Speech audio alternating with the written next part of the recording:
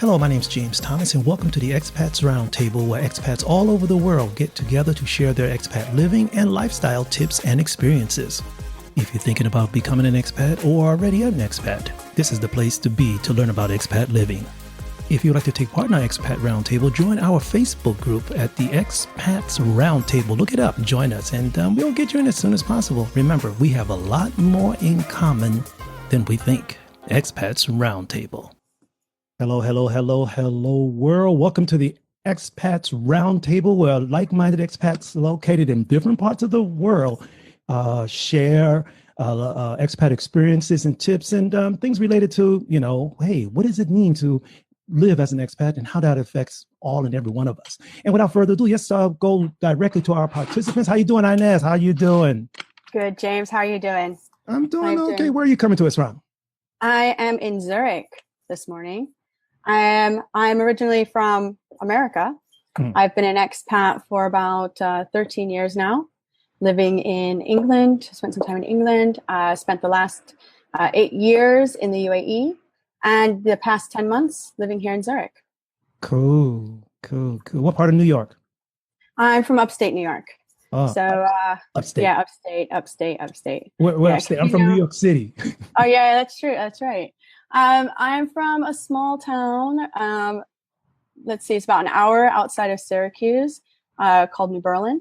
Oh. It's probably, most people know, like I usually tell people it's near Cooperstown, because most people know Cooperstown.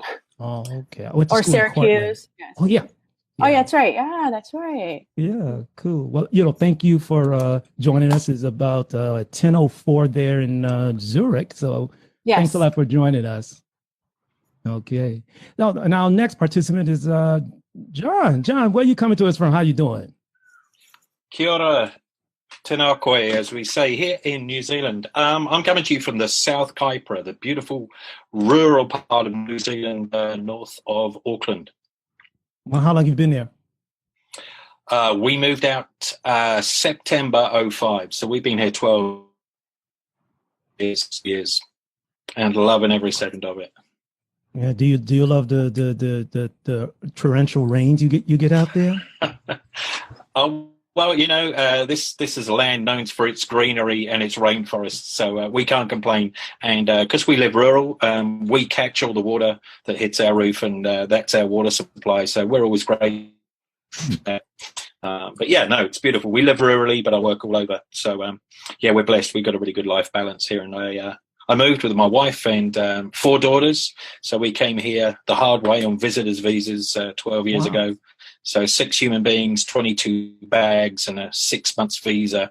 And we managed to turn that into permanent residence and then citizenship. So, yeah, we're loving it. Yeah, the land of the green. That's beautiful out there. Yeah, talk a little bit more about that later. And we have Paul. Paul is my southern neighbor. How you doing, Paul? Where are you from? Pretty good, James. I'm talking to you today from Taichung, Taiwan, in the wet central part of the island. Wow. And where's home? Where's home originally from, I should say? Home is where the heart is, James. That's true. Most lately, I came from South Carolina in the United States. That's where I spent the longest time. And how long have you been? I've been in Taiwan for about near on to 18 years. Wow. I really like that voice. You have that really down to, Barry White, nighttime, listen to my channel voice. Why, thank you very much. Boy, how you do? Well, you look comfortable over there. But look, how's the rain down there? Because up here in the north, in northern Taipei, we get tons of rain. Places are just flooding. How's it down there? We're not swimming down here yet. It seems to be it's slacked off a little bit here this afternoon. It looks pretty gray outside though. We got some more weather in the future. Okay, as long as we don't get any earthquakes out here, we're okay, right? Sure, knock on wood. Yeah, and as everybody coming to you from Taipei, Taiwan, northern Taipei, really wet here. And my home is originally from New York City, South Bronx, Fort Apache, actually right across the street from Yankee Stadium. That's right. I'm not a Yankee fan, I'm sorry. But look, welcome everyone to the show, and let's grow this thing here. Guys, let's talk a little bit about, how we became how expats, there's all kinds of different stories, some romantic, some boring, some just so, I don't know, nonchalant. But, let's pass the question over to Inez over there. Ladies first, right? Oh, okay. Well, thank you very much. So basically, I became an expat. My husband is British, and we actually met overseas. We were both in the military. And, after we met, I just, he was like, would you ever move to England? So I was like, yeah, why not? So that's what I did. And at that time, like when I look back on that time, it wasn't, that was before kids, before, obviously before kids for us. I didn't really know much about expat life. For me, it was just about, I'm moving to England. And I expected it to be quite similar. And then when I moved there, there was a lot of differences that I had to deal with that I didn't expect. So that's how, and then from there we got married and we lived in England for a few years. And then we decided an opportunity came up to move to the UAE. So we took that opportunity. And like I said, we spent the 8 years there. We had our kids there. So they are our little Ameri-Brits that were born in the UAE. And then, once we got done with that, my husband, he really wanted to move on and try, explore somewhere else. And, so we decided to come try out life in Switzerland. What kind of, you mentioned things, things you didn't expect. What kind of things are that? It's funny because you move to, like, for me being American and, my traveling wasn't, extensive. It was just through the military. So, I had done some overseas deployments, and been exposed to other cultures. But when you go on your own as a civilian, and plus I was moving to an English speaking country. So what's different? There was lots of things different. The way people talk to each other, the way social situations, like for me, one big social situation, which I remember, back in the early days was something as simple as saying goodbye. So like for me, if you're at a party or a barbecue or, somewhere you're just hanging out with friends, it's time to go. You're like, okay, take care. Bye-bye, and you go. Well, I found in England, it was always like, you got to go. Like my husband would always like to go and let's go say goodbye to this person. Let me go say goodbye to this person. Let me go say goodbye to this person. So saying goodbye wasn't just simply picking up and saying, all right, we got to go, adios. It was a process, and would take anywhere from 10 minutes to 30 minutes. So that's just one little thing. There's tons of different things. Like another issue I had was, looking for work. In the US we have resumes. In England they have CVs, and they're whilst they're similar, they are quite different. So I had a lot of difficulty translating my skills into a CV. So when I first got there, I was doing really, really like call center jobs, calling people for, to return their batteries to whatever company, I really struggled with things, those are just two things. I could probably go on and on, but, but yeah, I won't. But yeah, so something like that, there was just things I didn't expect. Well, there's always something that, we won't expect. That's what makes life more, how would you say, we appreciate life more. I guess see it in a different way. But yeah, thanks a lot. We all go through that. And I think we can help other people who are thinking about exploring life overseas. But also it was just like, having it be my first experience actually living and residing in a new country, where things are done differently, and I think I kind of went a bit naive when I moved over there, like everything would be what I'm familiar with, and it wasn't. But that's okay, you learn, you go through it, and you just come out and you're just like, okay, I get it now, So that's right. So that's the good. That's punch right along. How about you? Yeah. How about you, John? What's your story? As I say, father of 4 daughters. We lived in a tiny apartment in central London. I had a good job. And funnily enough, we ended up facing the same sort of situation that many people who live in Auckland, which is has well over a quarter of New Zealand's population live in this region. It was just that bus housing was incredible, and I would end up having to move us some 100-mile away from London and commute in by train or by car, and it just seemed unattainable. So we did a lot of looking around. We looked at some various countries, narrowed it down to New Zealand pretty swiftly. And in the end, as I say, 2005, I did a quick trip down here. Neither of us had been here before, but we'd met a good few Kiwis, and we hadn't many we didn't like. So we thought, well, if the rest of the country's like that, we'd come down here and have a look. So I came on my own, did 3 weeks recce, spoke to 57 recruiters in 3 weeks, and just drove from one end of the country to another. And basically everybody said, you've got to be here to get a job. Nobody's going to take you seriously until you do that. Yeah. So went home, talked to the Wendy and the family, and we just decided to commit to that. We looked at it, and ironically, my employer at the time worked for a global telecoms company, and they decided they were going to do a restructure. So actually, it gave me an opportunity to exit as part of a redundancy situation. And we came here, as I say, September 2005. Mum and dad, 4 girls, 22 bags, and 6 months to find a job that would secure a visa that give us residency. So that's the short version, certainly.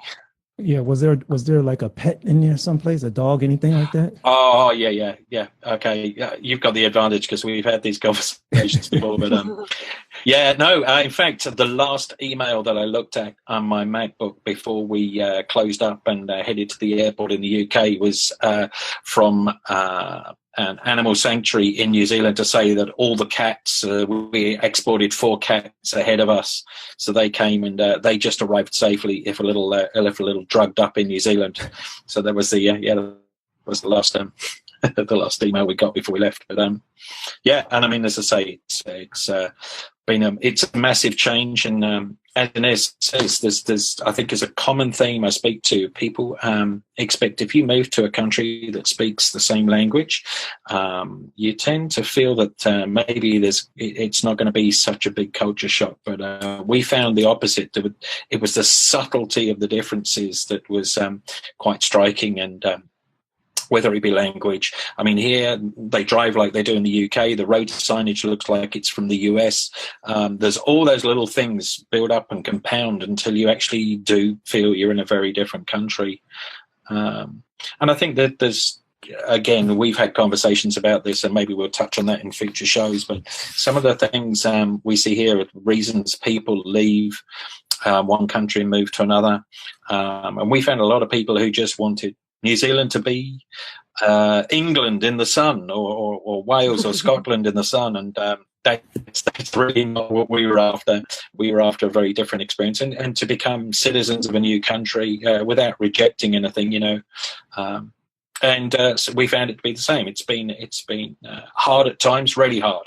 We've had bereavements and lost friends, and it's been tough. But as I say, to offer a great opportunity to our daughters who travel widely now and have a great education here, we're really blessed, and we're so glad we made the jump. It was great. Cool. Wow. Well, you're writing a book too, so when the book comes out, we're going to promote it here. Okay. Okay. Yeah, sure. I'll have a white beard by then, I think. No, as long as you get it done, that's all. Hey, okay, Paul, how about you? Tell us a little bit of your story now. Well, I've been here, like I said, for 18 years. Before I came to Taiwan, I was an English teacher in Indianapolis, Indiana.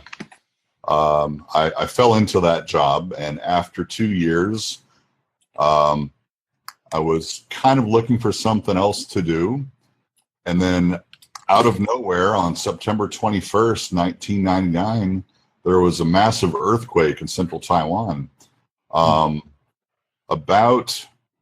Well, let's see. As soon as that happened, this was the early days of the internet, and I was teaching a computer lab class with a few Taiwanese students in attendance, and the red banner went up on CNN.com that said that there was a 7 point whatever earthquake in Taiwan, And so I notified all of the Taiwanese students in the school, and I had them try to contact their parents to make sure that everybody was okay.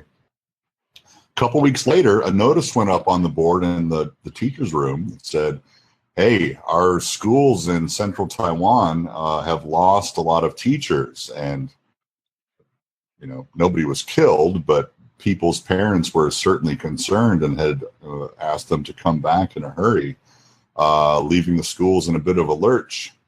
So our sister school in Taiwan had asked anybody in America who was interested in teaching to Taiwan to come on over. They would pay for plane fare. They'd help find a place to live and offer an amazing opportunity. Wow. So at the time, I came for a 2-year contract, and I was planning to go back and do gosh knows what. But after 2 years, man, I just kind of got stuck in a good way. I got a promotion at work, and I got engaged, and how do you give that up? So the engagement turned into a lovely marriage. The lovely marriage, attracted a dog and eventually produced 2 beautiful children.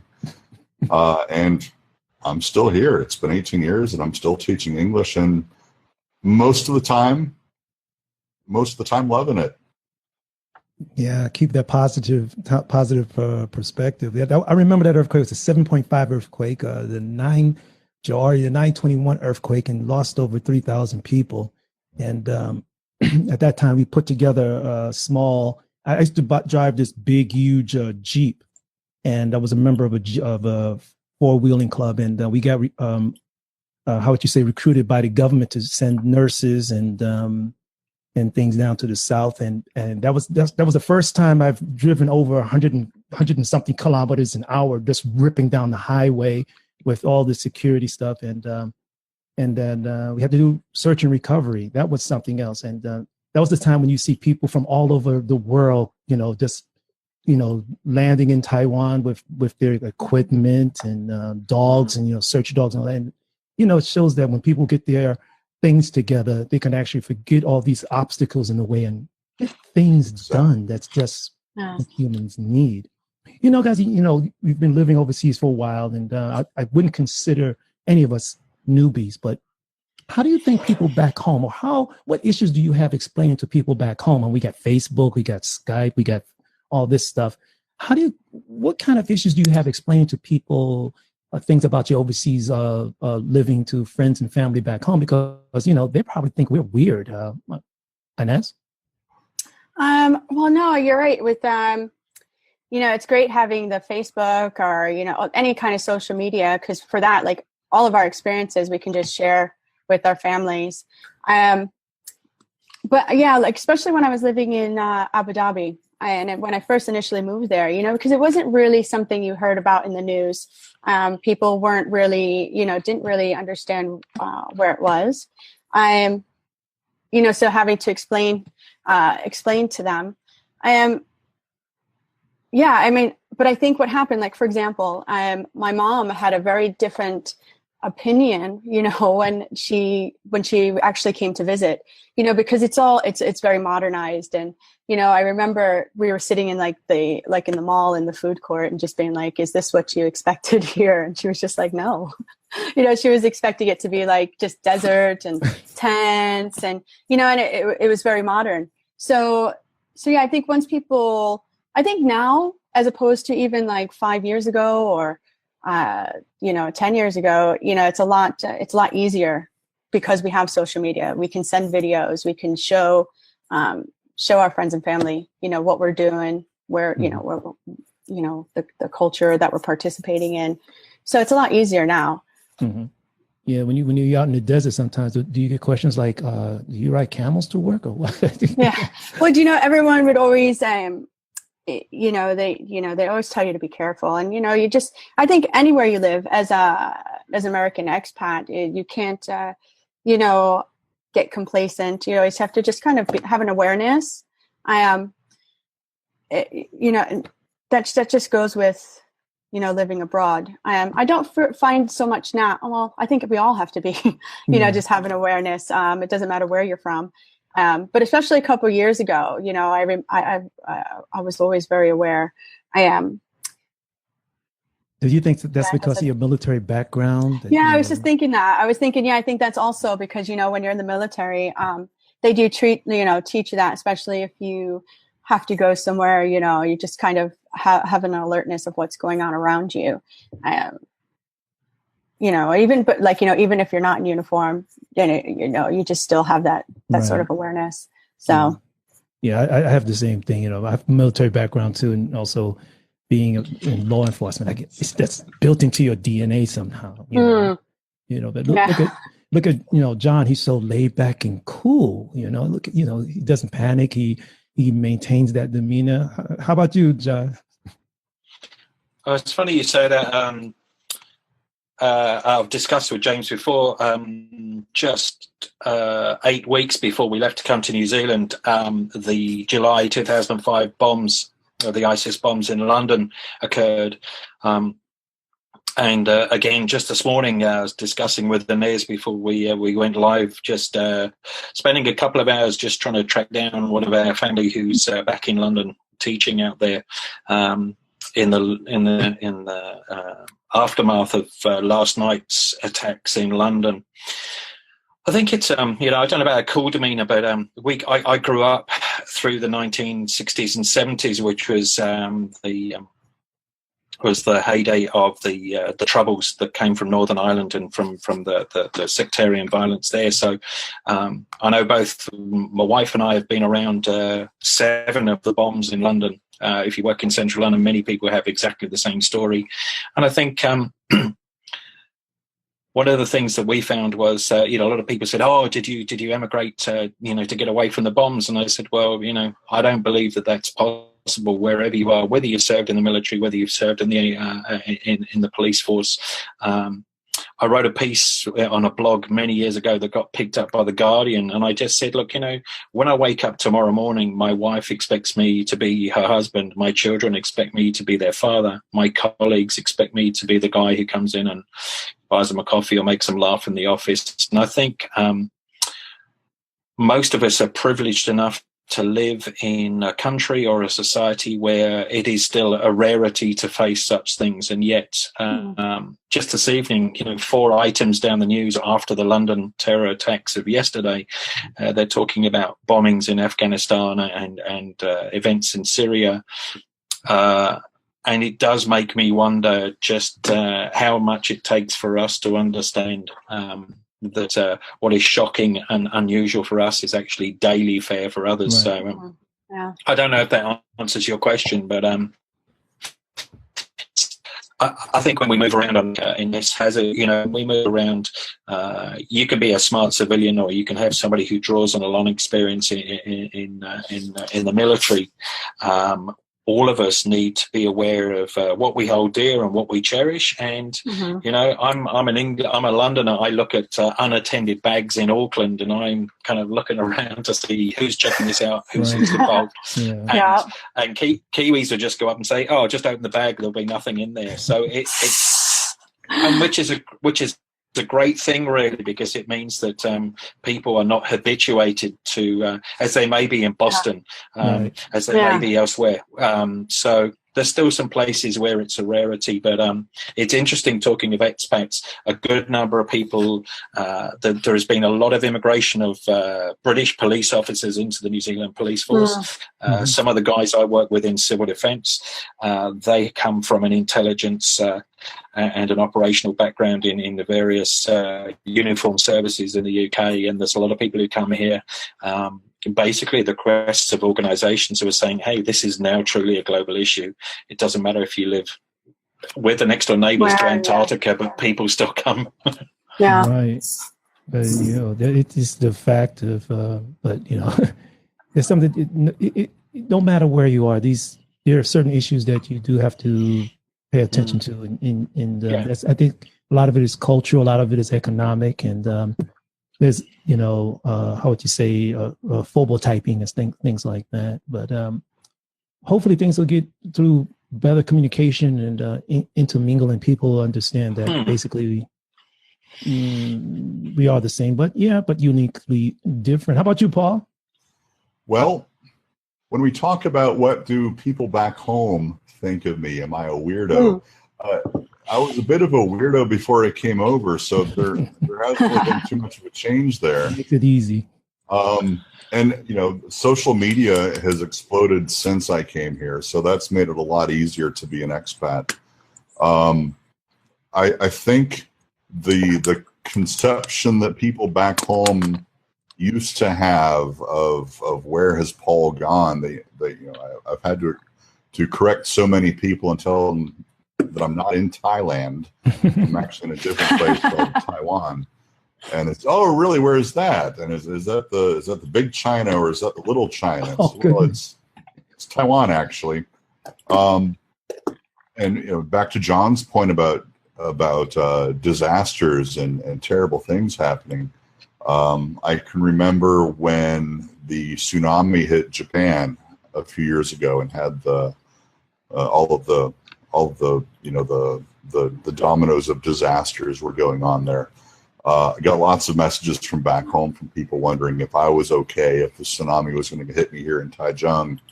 Like, it's a pretty big world. That's not going to affect me directly. So,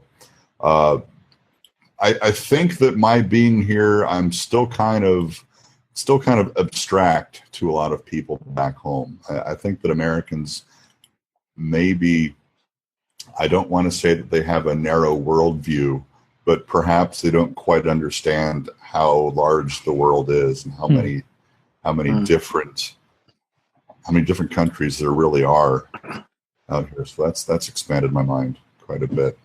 And to speak again to John's ideas of personal security while living abroad, I've never found a place on this island where I've felt nervous walking down the street. It's incredible. There's just, I have such freedom of movement here. It's truly an island paradise. Safety and universal health care. Yes. It's beautiful. It's beautiful. So, yeah, I think that things are good.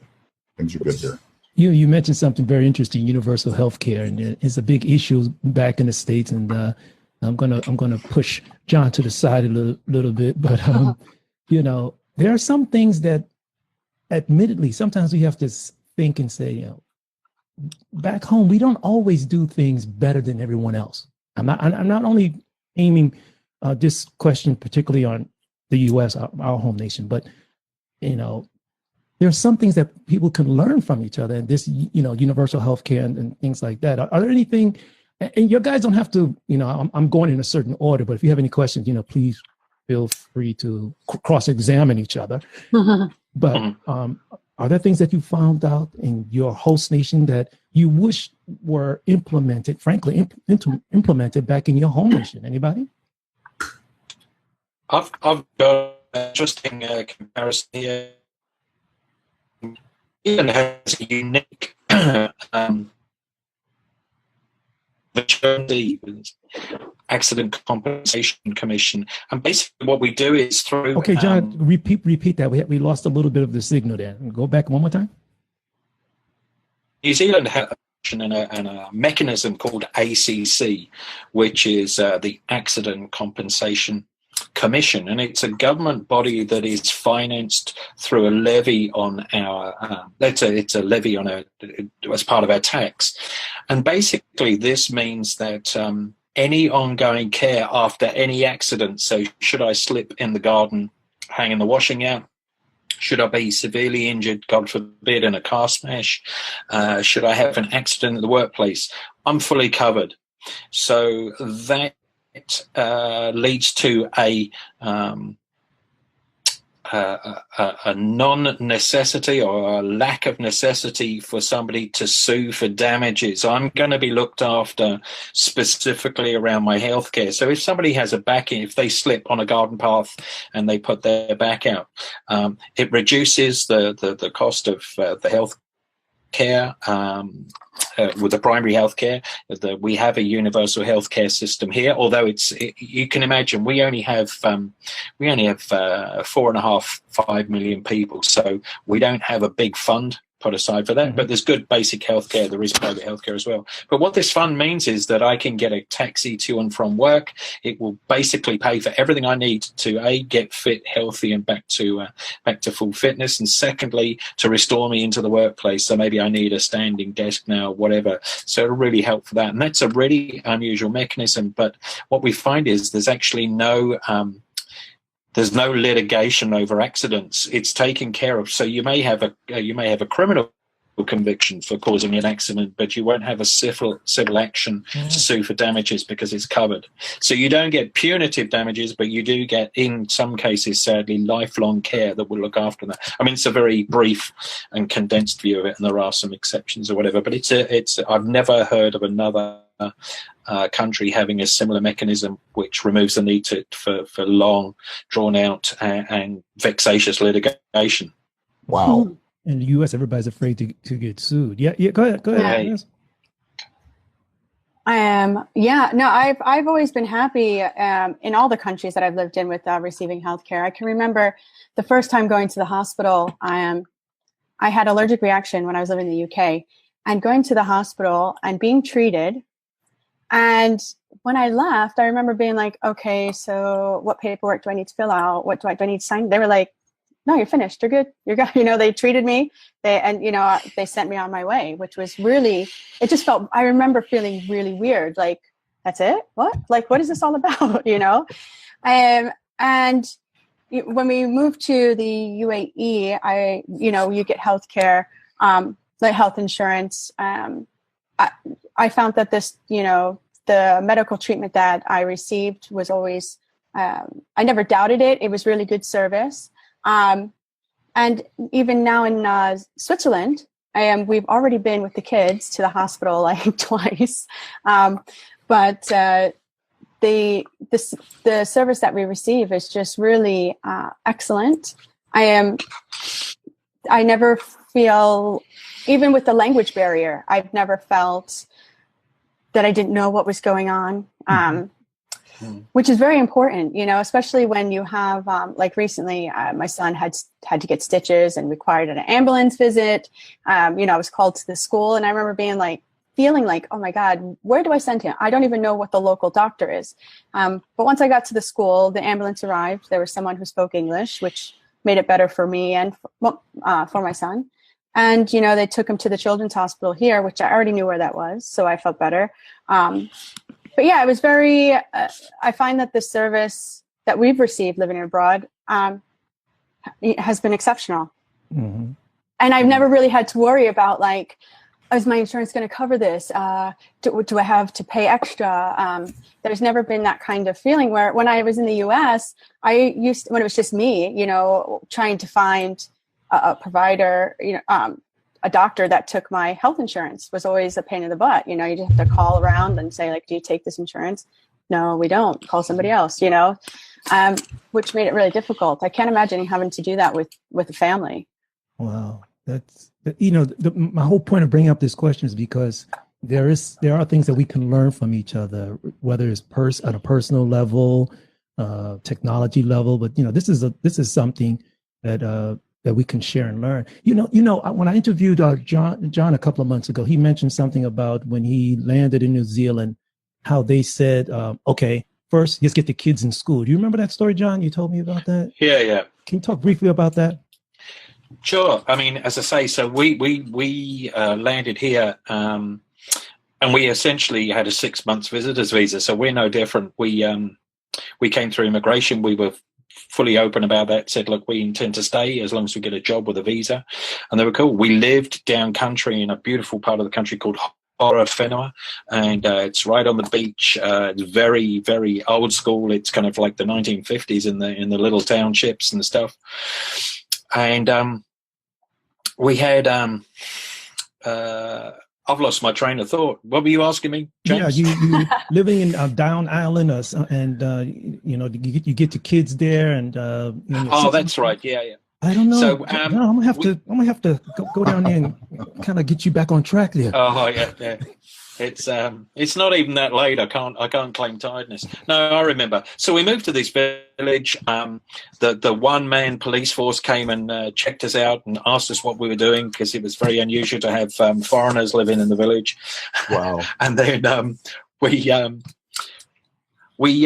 thought, well, we're here, but we maybe need to investigate whether we can get the kids into school and what it's going to take. And like Inez says, you have this whole thing of like, oh my God, the bureaucracy is going to be a nightmare. Is it going to be like the UK, where if you're a visitor, you can't get your kids in school, so on and so forth? So we rocked up with our eldest daughter to the college, and to the three, or the two younger ones, I should say, because our youngest wasn't old enough for school.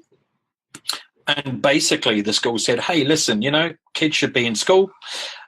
We'll worry about the paperwork later. Let's get your kid into school and do this. And we were just blown away. And they said, look, New Zealand's a country, and as far as Europeans go, it's a very young country, just 150, 60 years of European settlement here. She said, we're used to people coming up, and New Zealand has quite a mobile workforce. People move for seasonal work and whatever, so they're used to bending the rules. And it was just great. You've got a head teacher who in the UK might be giving you 20 forms to fill out and whatever. It's just send your kids along, don't worry about the uniform because it's too close to the end of school year, we'll just work it out. And we lived there for 3 months. The school kids went to school for 3 months, and then I got a job with a visa and we moved up country. And we were just stunned, and everybody was just so kind. It was tough. I mean, the local area, they'd had a big layoffs at a local factory, and there was a bit of resentment from some families who saw us as representatives of people coming in and taking jobs. But I've seen that in the UK, so I don't see that as anything different. But yeah, we were blown away by the generosity, and just the civic mindedness, as I say. It's kind of, I don't want to paint it as it's a wonderful life, but there's the real kind of can-do attitude here, which is just, it's very refreshing when you come from a big city. Yeah. I mean, it is important that, as an expat, that you contribute to your the host nation. Sure. And Paul, I'm sure, you when you mentioned healthcare, I just had to talk about that, but I want to start a particular point out with you. And that is, raising children abroad as an expat. What kind of issues that you come across with that?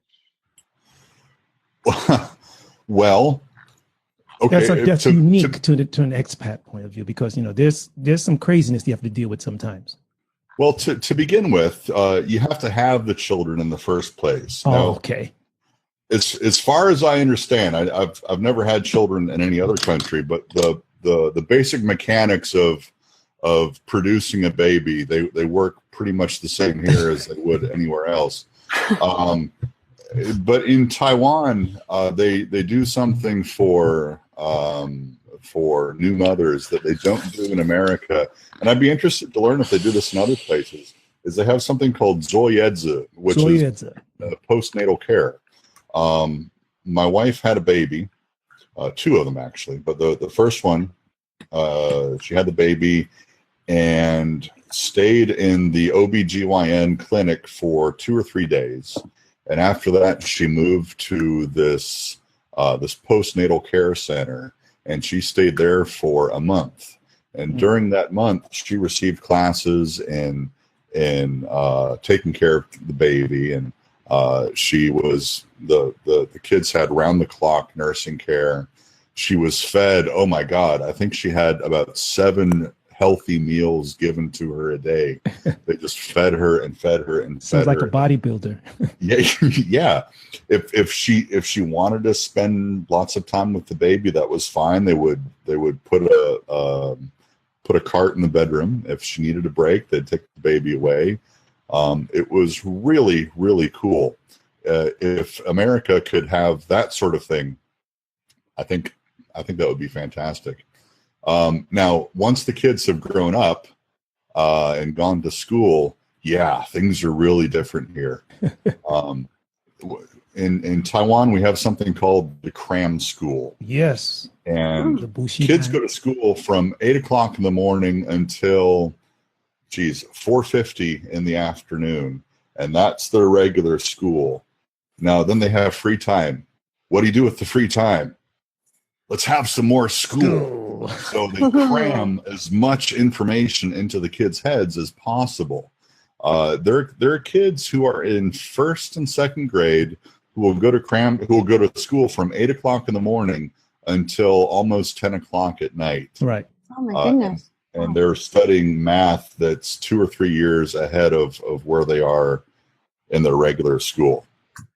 I'm not necessarily saying that this is a good thing. It's a different way of life, and it's the catalyst for some strife, I think, in relationships between expats and I wanted to say between expats and foreigners, but that's not quite right. Expats and Taiwanese people. I'd like my kids to have a lot more freedom of movement, of choice in what they're doing. And slowly but surely, my oldest is getting ready to go to junior high school this year. He's getting a little bit more of that freedom, so I'm happy for that. Yeah, that does spur a little stunting of the creativity in certain kids, right? Yeah. I just have a question for Paul in regards to that. When you are, when your children are going to school for so long, what is the attitude amongst the parents? Like I can I'm imagining it to be like there's more social pressure for your child to do well in school, and that's what their whole life is focusing on. The focus is on the test. There's always a test coming up. And with tests come rankings. And with ranking comes face. So the higher you score on the test, the better you look. So I think that parents want to be able to brag on their kids and say, my kid is the top in his class at, Harvard kindergarten here in town or something like that. Our kids haven't had the full-on experience of 15 hours in after school schooling. Right. But there have been days when they've been up past midnight working on homework. Right. They've had homework every single day since kindergarten. Wow. And they've had 4 years of kindergarten. 4 years of kindergarten. Can you believe it? Yeah. That's intense. Yeah. And this is systemic in Taiwan, mainland China, Korea, and Japan. That locked in school thing and rote memorization. And it can be tough. Yeah. It's really interesting. We have a large Korean community here, and I've got a good few friends amongst them. And again, it's the same focus here. One of the international education is also a big business in Auckland, particularly, and we've had young women staying with us as young as 12 who've been sent off for 3 months education. Incredible. And these are. In terms of age, are really quite immature. It's a very early age to be away from mum and dad for up to kind of 12 weeks. And we've seen that. And interestingly, I saw, I believe one of the Scandinavian countries is either considering or has just done away with homework altogether. Oh, based on some fairly, as I understand it, based on some fairly solid figures and studies. So it's interesting, as you say, the cultural norms that you see. I mean, certainly I look at middle two daughters who have, one has completed university and a postgrad, and the other's going through university. They're studying really hard, and they have a good work ethic, but certainly didn't go through a process anything like that in Taipei or Taiwan or Korea. So interesting. How's the schooling in Switzerland, Inez? Yeah, it is quite different than what I was coming from, because my son was already going to school in the UAE. We sent him to an international school, there, where he had a kind of a regular day, like, 8 to 2:45, learning about all the subjects. They got homework. It was kind of like that optional homework that they could do because he was only in kindergarten. But yeah, coming to Switzerland, it's quite different. So kids go to school. They start school around 4. They start with kindergarten and they go through 2 years of kindergarten. School is only from about 8:30 till 12. And then they come home for lunch. My son is in first grade now. He's in first grade. So he only goes back for the afternoon for 2 days a week. So he'll go back to school from 1:30 to about 3:30 on a Monday and a Tuesday. And then the rest of the week, they're at home. They really just encourage children learning through communication, so they really want the children to learn how to communicate with each other. I'm told that when they get into about second, they do like academics, the alphabet, they are learning reading, but they don't really focus on academics until about 3rd grade. And that's all I really know right now, because I've got my son in 1st grade. I've got a daughter in kindergarten. And for us, we put him in the local school here. So for us, we were focusing on them just learning the language. So here in schools, they speak German. In kindergarten, they speak Swiss German. And once they get to elementary school, they speak standard German. Is this There's a little bit German, lower German, all that stuff? Yeah, it can also be called High German. High yes. German, right. There are some variations. But I think as parents, we just felt like, okay, we're not going to focus on, we will feel happy if they can communicate in German by the end of the year, and then we'll take it from there, So that's really for us is the main goal of this school year. Of course, my son does get homework, but it's really simple homework. It takes like 5 minutes to do. I think it's just kind of to get in the habit of doing homework. Yeah. And, we've been happy with this system so far. I do find, because I don't speak German yet, there can be a language barrier, but we haven't had any serious issues where we felt like worried as parents. We've met with the teachers. We keep progress on our kids and how they're adjusting. But yeah, and for us, we're just going to wait and see how it turns out. We're happy so far. The kids are speaking German. So it's pretty good. Well, but different. For me, it was a big adjustment. What? They come home for lunch. I've got to cook. And then when they were like, Alex is not going back to school. What? Are you kidding me? So it was a big adjustment for me, sure. As well as for the kids having to go to school. So. Well, in a later episode, I want to tune in on the education as far as how education in certain nations can, how would you say, enhance or maybe in some cases retard an expat child integration into the nation, or even learning about their home nation. But, because of time, I'm going to try to keep us under the hour. But I have a question, and this I would like you guys to think about home for a second, because there's a lot of things that happens back home. People get married, that life thing, your classmates, they end up with, kids, and your other friend has a new car and a new house and all that stuff. When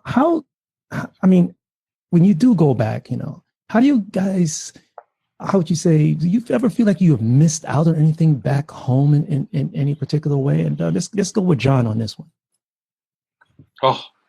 I thought I was going to get some time to think about this one. No, I'm not going to give you any time. No, we don't have that time. 5, 4, 3. Okay. Thanks, Paul. I'm going to be really honest with you. This house on a small holding, it's like a homestead in the middle of rural New Zealand. This is home.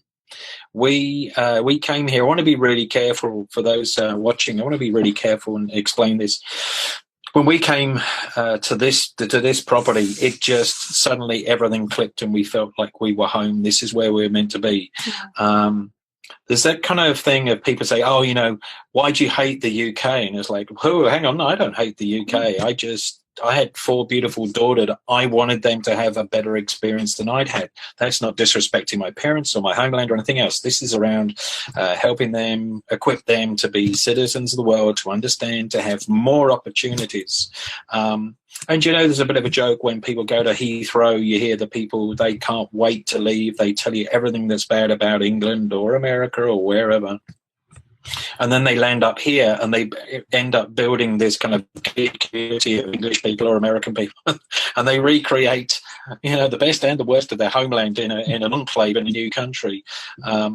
I think for me, home is New Zealand. I'm proud to have dual citizenship, and I recognise there's a privilege to that, and many have to give up the citizenship of the nation of their birth in order to move to other places or to become a citizen elsewhere. But I'm proud that and feel blessed that our girls have the opportunity to have 2 passports, to be able to travel widely. Our girls have been to many of the Pacific Islands on mission trips and stuff to work. I mean, we teach our kids about kind of servant leadership, and we have one daughter in July. She's going to Vanuatu to work in primary schools to help them there. The daughter who's in England has been off. They've got opportunities they would never have had in Europe. Well, they would have had different ones, so that would be saying. But I went back to the UK last year. I was really shocked. CCTV everywhere. The traffic was so slow in London. And yet I miss English beer and English cheese and a few other things. But it's the real home, the homely things. But I think we live in as we've discussed, the technology and the fact, look at this technology. I can look at these wonderful people around the world. We live in a very big village now. So maybe it's going to be a few generations beyond us before we really get to understand that Paul and Inez and James are my next door neighbours. And one day we'll shake hands for real. But until then, we won't. I have a friend who I met on AOL Instant Messenger. I think the first year it was available, and we still speak weekly to this day. And I consider him a very close friend. I share stuff with him. I don't share with people who live next door. I've always liked the fact that I live in this massive village. So that's a long answer. Wow. It's very interesting when I had a friend about maybe over 15 years ago when the internet would start getting warm. There used to be a tool called CUC Me. And back then I was doing a lot of video editing, and I met a friend online, and, he gave me, my background is media production, but he gave me some hints on how to record certain like court proceedings and things like that. And now I'm going to mention this because even though sometimes in this virtual world we're living in, I mean, we got Inez out in Zurich and Paul south of me and John out in New Zealand. It's very amazing how you can build up these relationships. Well, over a couple of, after some time, I get a mail that said, he's ill. So I had his phone number, and I never met the guy, and I called, and, turned out he passed away.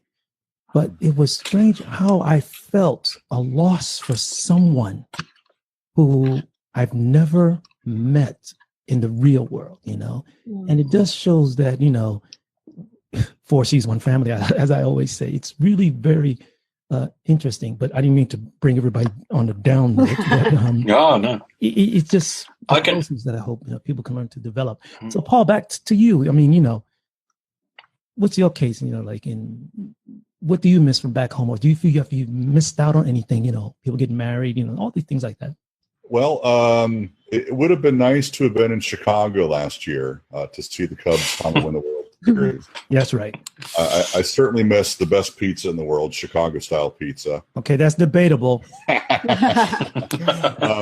that, there's food that I miss. When I go home, what do I feel like I've missed out on? It comes from conversations with friends when most of what they talk about is television programs and reality TV. I have no idea what they're talking about. I'm not sure who the Kardashians are or why I need to keep up with them. So there are certain aspects of culture in America that I'm missing out on, and I feel that if I went back to live there, 10 years from now, it seems like there would be a hole in my development as an American. As an American, that I wouldn't feel like I quite fit in for some reason. Mm. It's like one of us growing up not knowing who Fred Flintstone was. How dare you say that? The Jetsons. In the Jetsons, yeah. Yeah. Mm. How about you, Inez? But yeah, I'm sorry. I feel like I'm missing out on, maybe pop culture stuff. Mm. I don't think that pop culture is important, but it seems that it's very important to people who are still immersed in it. Mm-hmm. And if you're not, it makes you a bit more of an outsider. Yeah, I have the same feeling too, but I find that kind of how would you say? Because once you're in front of a camera, it's not real. I don't care how much reality they want to call it. It's not. Mm-mm. But we'll say that for cost of time. We'll say that for another topic, another show, I should say. And Inez, how about you? What do you miss back home? Well, do you know, it's I try to get back to the States at least once a year. But I can remember like the first time going back and visiting with my girlfriends, that I'd been friends with, so I hadn't seen them for a while. We all met up at a restaurant. We had a meal. One of them had gotten married and had a baby by that point. And we had a wonderful afternoon. It was fantastic. And I can remember getting in the car and I like cried the whole way back to my house. And I can remember my husband being like, "Why are you crying? Aren't you glad you saw them?" And I was, but I just remember that moment because it was like, it really made it aware for me that I made the choice. I chose to live abroad, because I felt like it was great to see them. I'm still friends with them, but they were still growing and going through life, and they were, they're still friends. They see each other all the time. And I can just remember feeling that just a bit like, what am I missing out on? And thinking like, have I made the right choice? But yeah, at that moment, then I was just like, okay, well, this is just life. This is what happens. And the best I can do is stay in touch with with them all, which I still do. But I do remember that moment just being kind of like, I guess just like an aha moment for me, just kind of be like, okay, wow, this is different. Because I guess and that was the first year that I had come back, and you kind of expect everything to be the same. And we do usually pick up where we left off, but there is that gap there because I'm not there. And the same with family, and I miss out on things during the year.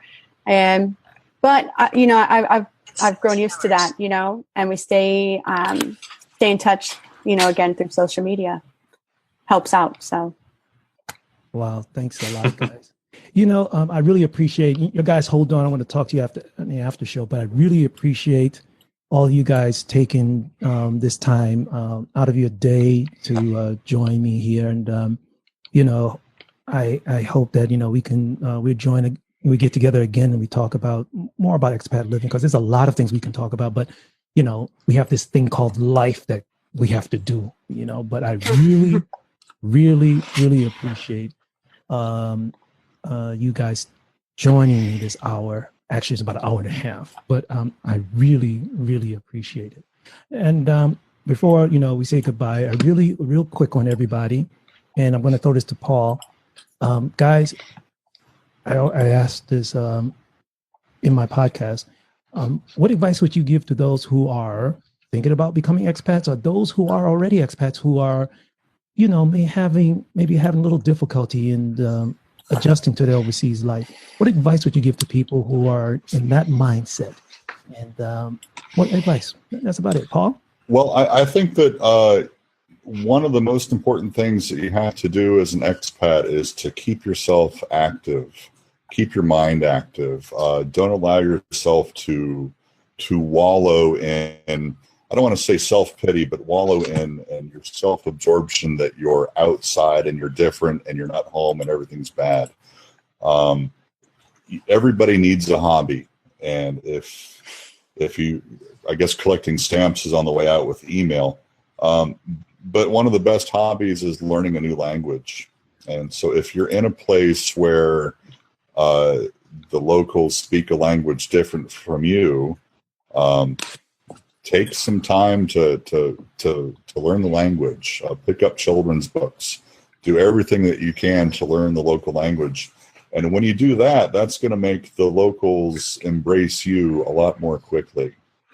It's incredible what how far a few words of Chinese can get you in Taiwan. So we've come into the world, and I think we gradually need to become a little bit more like the people around us. So Inez, get some flashcards. Okay, John. Oh, James, you probably know the answer to this already, huh? I have a strong feeling that the best tool that we have is our humility. Paul touches on it in as much as